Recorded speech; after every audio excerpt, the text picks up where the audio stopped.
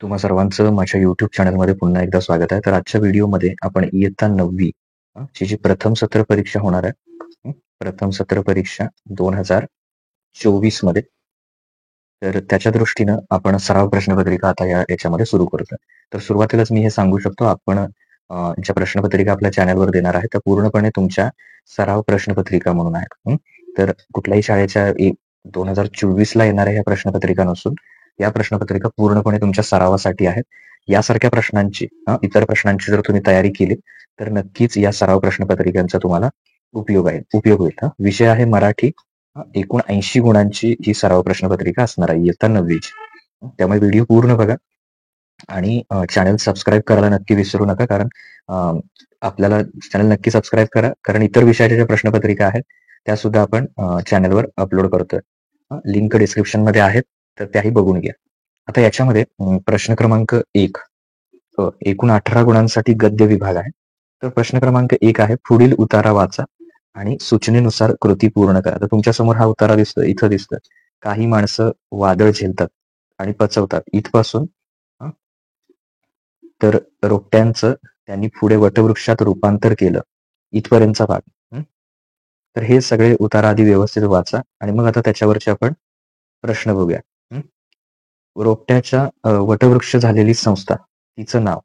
आता बघा इथे रोपट्याचं वटवृक्ष झालेल्या संस्थेचं नाव. तर याच्यामध्ये पूर्ण व्यवस्थित वाचा, तुम्हाला त्याचं उत्तर मिळून जाईल. तर कुठली संस्था आहे?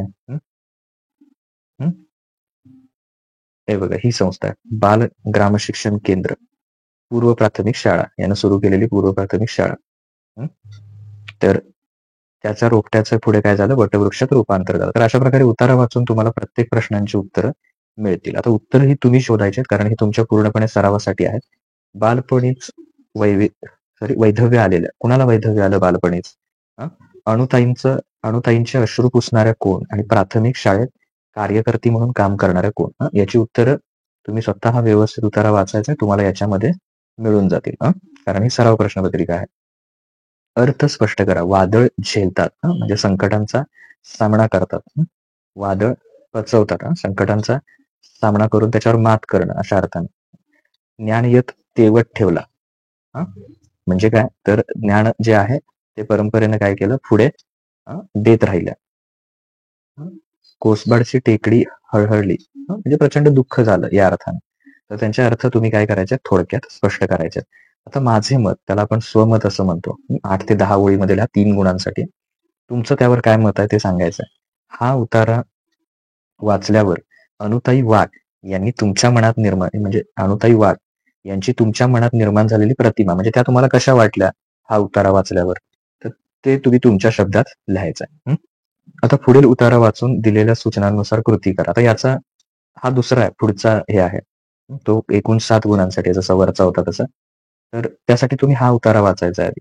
दीपक फार चौकस मुलगा खरं, इथपासून ते त्यांच्याबद्दल जवळीकही फार वाटत असे इथपर्यंत. तर हा व्यवस्थित वाचा आणि मग त्याच्यावरचे प्रश्न. दीपक खेळणी आणि मग त्याच्या कुठल्या कुठल्या 2 खेळणी, कुठली 2 खेळणी ते तिथं लिहायचं आहे. त्याच्यानंतर आकृती पूर्ण करायचे. कर्मचाऱ्यांबाबत वडिलांनी केलेली कारवाई.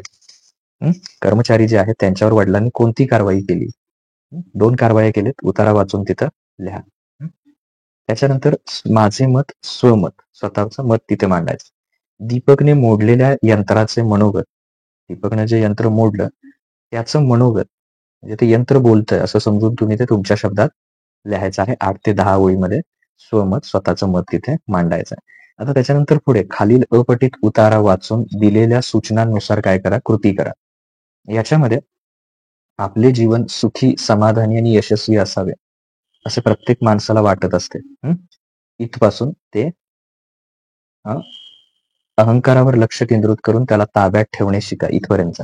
आता हा अपठित आहे म्हणजे पाठ्यपुस्तकात नाही आहे तुमच्या, तर तो आत्ता वाचून तुम्ही तो काय करायचा, समजून घेऊन त्याचे प्रश्न उत्तर लिहायचे. आता दुष्परिणाम लिहा. कोणाचे दुष्परिणाम लिहायचे आहेत? अहंकाराचे दुष्परिणाम. 4 दुष्परिणाम लिहायचे आहेत. कुठून लक्षात येणार तुम्हाला, त्यासाठी तुम्हाला हा उतारा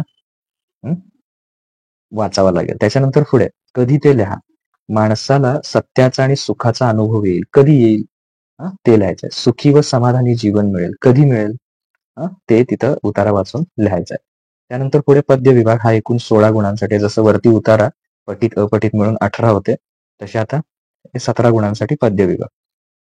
त्याच्या प्रश्न 2 खालील पद्यांच्या आधारे दिलेल्या सूचनेनुसार कृती करा.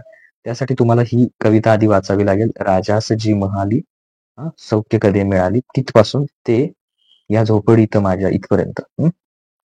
आता महालात चोऱ्या होतात, झोपडीत चोऱ्या होत नाहीत. त्याची कारण काय करायचे? 2 कारण स्पष्ट करायचे.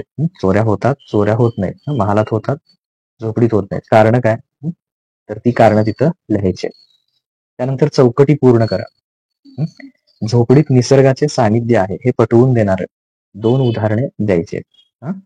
झोपडी म्हणजे निसर्गाचं सानिध्य, आपण निसर्गातच आहोत असं वाटतं. तर त्याच्यासाठी 2 उदाहरणं काय करायचे? पटवून देणारी उदाहरणं सांगायची आहेत. काव्य सौंदर्य कृती, आशय सौंदर्य स्पष्ट करायचं. कुठल्या ओळीचा? काव्यपंक्तीचा. दारास नाही दोऱ्या या झोपडीत माझ्या. याचा आशय सौंदर्य तुम्ही लिहायचं आहे. रसास्वाद किंवा स्वमत अभिव्यक्ती. स्वमत अभिव्यक्ती म्हणजे तुमचं मत तिथे मांडायचं आहे. साधे राहणीमान याविषयी तुमचं मत आहे ते व्यक्त करायचं. का असावं साधं राहणीमान? त्याच्याबद्दल तुमचं मत या कवितेच्या माध्यमातून तुम्ही जे शिकलाय त्याच्यावर आणि तुमचं असं मत तिथं मांडायचं. 2 गुणांसाठी कमीत कमी 4 ओळी तरी तुम्ही लिहिलं पाहिजे. त्याच्यानंतर पुढे आहे खालील दिलेल्या कवितेपैकी एका कवितेसंबंधी कृती, कुठलीही एक. पण ही सराव प्रश्नपत्रिका आहे, त्यामुळे ह्या दोन्ही कविता करा. कदाचित यापैकी एक तुम्हाला परीक्षेमध्ये दिसेल. पहिली आहे दरीला पंढरीचा चोर आणि दुसरी आहे या झोपडीत माझ्या. काय काय लिहायचं याच्यात तुम्ही? कवी किंवा कवयित्री, त्यांचा संदर्भ, कवितेचा विषय काय आहे आणि कवितेतून तुम्हाला मिळणारा संदेश. एकूण 4 गुणांसाठी त्याचं उत्तर लिहायचं आहे. आता पुढील ओळींचे रसग्रहण तुमच्या शब्दात करा. काय करायचं आहे? रसग्रहण तुमच्या शब्दात करा. शब्द बापुडे केवळ वारा तसे विरून जातायत. शब्द बापुडे केवळ वारा तसे विसरून जातायत. या ओळींचं रसग्रहण म्हणजे तुम्हाला यातून काय समजलं ते तिथं लिहायचं आहे. त्यानंतर विभाग 3 आहे स्थूल वाचन. एकूण 6 गुणांसाठी आहे. स्थूल वाचनामध्ये काही पाठ आहेत, तर ते तुम्ही काय करायचे? ते वाचून यावरची प्रश्नांची उत्तरं द्यायची. दिलेल्या कृतींपैकी कोणतीही 2 कृती सोडवणे आवश्यक. पण जसं मी म्हटलं ही सराव प्रश्नपत्रिका आहे, त्यामुळे तयारी मात्र सगळ्याची करा. पुढील फरक लिहा. व्यंगचित्र, हास्यचित्र. व्यंगचित्र आणि हास्यचित्र. तर व्यंगचित्र मध्ये कुठले घटक येणार आणि हास्यचित्रामध्ये कुठले घटक येणार ते लिहायचे.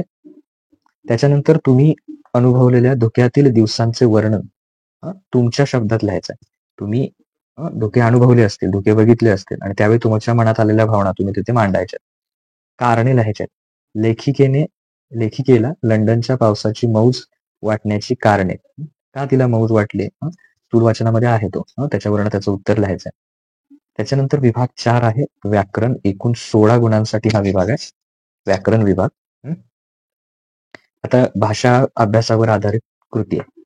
अमृताहुनी गोड नाम तुझे देवा. तर याच्या अलंकाराचं नाव लक्षण, अलंकाराचं नाव आणि लक्षण या दोन्ही काय करायचे तुम्ही लिहायचे आहेत. अलंकाराचं नाव आणि लक्षण ते लिहिल्यानंतर भाषा अभ्यासावर आधारित कृती, अलंकाराचे नाव आणि लक्षण. त्याच्यानंतर खालील उदाहरण वाचा, उपमेय व उपमान ओळखा. काय करायचं? उदाहरण वाचायचं आणि त्यातलं उपमेय आणि काय करायचं? उपमान कुठलं ते ओळखायचं. आता उपमेय, नयनकमल हे उघडीत हलके जागी हो जानकी. यातलं उपमेय कोण आणि उपमान कोण या वाक्यात आहे, उदाहरणात. त्याच्यानंतर रसनिष्पत्तीची 4 नावे लिहायची आहेत. रसनिष्पत्तीची एकूण 4 नावं लिहायची आहेत. त्याच्यानंतर रस म्हणजे काय आणि रस ही संकल्पना साहित्यातून किंवा कोणत्या साहित्यातून आलेली आहे. रस म्हणजे काय आणि रस ही संकल्पना कोणत्या साहित्यातून आलेली आहे ते लिहायचं. त्याच्यानंतर पुढे स्वाध्यायावर आधारित कृती. दिलेल्या शब्दांचे समानार्थी शब्द लिहायचे आहेत. समुद्र, समुद्राला समानार्थी शब्द लिहायचा आहे. पक्षी, पाणी आणि धरती. जसं पाण्याला जल आहे, धरती जमीन आहे, समुद्र सागर आहे. तर त्याच्यासाठी तुम्ही शब्द लिहायचे. आता इथं बघा, लिंग बदलून तक्ता पूर्ण करा. पुल्लिंगी नातू, तर त्याचं स्त्रीलिंगी काय आणि नात जसं मुलगी मुलगा हे तिथं तुम्ही लिहायचं आहे. आता पुढील शब्दातील अक्षरांपासून प्रत्येकी 4 अर्थपूर्ण शब्द तयार करा. आता बघा यातला एक रस असा शब्द तयार होऊ शकतो. कुठला शब्द तयार होऊ शकतो? रस. त्याच्यानंतर फार एक शब्द तयार होईल. फार एक होईल. शीर असं तयार होईल. शीर आणि आणखी फार, त्याच्यानंतर रस, शिफारस हा एक शब्द. आणखीन एखादा त्यातून काय करा तुम्ही 4 अर्थपूर्ण तयार करा. आता अचूक शब्द ओळखा. म्हणजे शुद्ध लेखनाच्या नियमानुसार आशीर्वाद हा पैकी कुठला अचूक शब्द आहे तो तिथे काय करायचा आहे? ओळखायचा. त्याच्यानंतर पुढील वाक्यांमध्ये विरामचिन्हांचा काय करायचा? उपयोग करायचा, वापर करायचा आहे. मैत्री हे एक असंच नातं आहे. तर यातील विरामचिन्हांचा काय करायचा? उपयोग करायचा तुम्ही योग्य. आता पुढे 6वा त्याच्यातला वाक्यप्रचार. योग्य अर्थ ओळखून लिहा आणि त्याचा वाक्यात उपयोग करा. मात करणे म्हणजे एखाद्याला हरवणे किंवा विजयी होणे. तर त्याचं हे उत्तर येणार आहे. मग त्याचा वाक्यात उपयोग करताना कुठलंही एखादं वाक्य तयार करा. पाठीशी उभे राहणे म्हणजे काय? आधार देणे. तर त्याचा वाक्यात उपयोग करा. आता उपयोजित लेखन एकूण 24 गुणांसाठी आहे. पत्रलेखन आहे पहिला. प्रश्न 5.1. मान्य विभागीय अधिकारी, महावितरण वीज मंडळ, महाराष्ट्र राज्य, पुणे. विजेच्या अनियमित पुरवठ्याबाबत तक्रारपत्र लिहा. गौरी किंवा गौरव बापट, कृष्णकुंज निवास, गांधीपथ, पुणे. 3. तर इथून किंवा सारांश लेखन. प्रश्न 1 मध्ये अपठित उतार्याचा 1/3 सारांश लेखन काय करा? लिहा. 1/3 सारांश लेखन लिहा. त्याचा अपठित उतार्याचा 1/3 सारांश लेखन लिहा. त्याच्यानंतर दुसरं, खालील कृती सोडवा. 3 पैकी कोणत्याही 2 कृती काय करायच्या? पूर्ण करायच्या. खालील कृती सोडवा मध्ये 3 पैकी कोणत्याही 2 कृती. त्याच्यामध्ये जाहिरात लेखन आहे. 50 ते 60 शब्दामध्ये लिहायचं आहे जाहिरात लेखन. 3 पैकी 2 पण करताना सगळी तयारी व्यवस्थित करा. दिवाळीसाठी आकाशकंदील, पणत्या, सुगंधी तेल, फटाके इत्यादी वस्तू तयार करून विकण्याचे ठरविले आहे. तर या वस्तूंची जाहिरात करणार काय करा? म्हणजे जाहिरात करणारा जाहिरात लेखन करायचं आहे. त्याची एक जाहिरात तयार करा थोडक्यात. त्याच्यानंतर दुसरं आहे अपूर्ण कथा पूर्ण करा. आता ही कथा दिलेली आहे. प्रकाश व अनवर यांचे अनवर जीवश्य कंठस्य मित्र. त्याने उत्सुकतेने चिठ्ठी वाचायला घेतली आणि आता इथनं हे सगळं वाचायचं, एवढा सगळा भाग, आणि काय करायचं? इथनं पुढचा भाग पूर्ण करायचा. त्याच्यानंतर पुढील माहितीच्या आधारे मुलाखत तयार करा. माननीय मुख्याध्यापक यांची शाळेविषयी माहिती जाणून घेण्यासाठी त्यांची काय करा? मुलाखत घ्या. त्याच्यानंतर पुढील लेखन प्रकारापैकी कोणतीही एक कृती काय करा? सोडवा. करताना दोन्ही करा मात्र. प्रसंग लेखन, गाडीचा अपघात, रस्त्यांचे त्याचे मुद्दे दिले. रस्त्यांच्या बाजूला मुलांचा खेळ, भरधाव येणारा ट्रक, मुलगा बेशुद्ध, झाडावर आढळलं, ओ निगेटिव्ह रक्ताची गरज, किंवा आत्मकथन. मी आरसा बोलतोय म्हणजे आरसा स्वतः बोलतोय अशी कल्पना करून त्याचं आत्मकथन लिहायचं. किंवा वैचारिक, पर्यावरण काळाची गरज, हा जो आहे तो वैचारिक लेख सुद्धा तुम्ही वैचारिक निबंध त्याच्यात लिहू शकता.